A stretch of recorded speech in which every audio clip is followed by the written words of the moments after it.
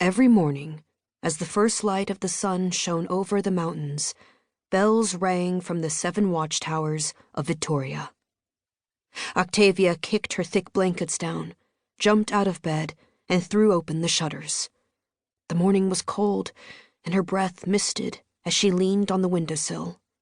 The scents of fresh bread and warm pastries rose from her family's bakery below. The first bell to chime was atop the tallest tower, which overlooked Wyvern Gate on the northern side of town. It rang as soon as the sunlight touched the summits of the highest peaks surrounding the valley. Movement on the narrow street caught Octavia's eye. 4 stories down, a pair of town guards in black uniforms rushed down Fishing Cat Lane toward Juniper Street. She felt an uncomfortable twinge of worry in her chest. It wasn't normal for the guards to be rushing about this early, before the gates were even open. Something must have happened during the night. She didn't hear any shouts or sounds of alarm. She hoped it was nothing serious.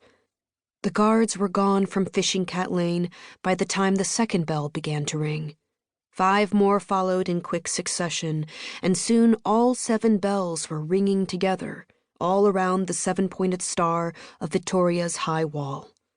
Their song chased up and down the River Nix and Long Road, echoed from the rocky mountainsides and the forested hills, and filled the terraced fields and orchards of the lonely vale. For the townspeople of Vittoria, the morning bells meant the day was about to begin. The bells meant it was time to wake, time to rise, time to work.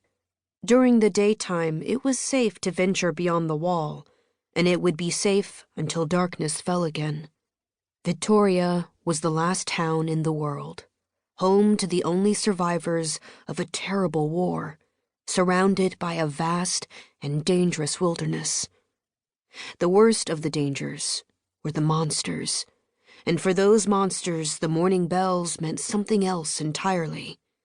They were a warning, a signal to the creatures that lurked in the forest that daylight was coming.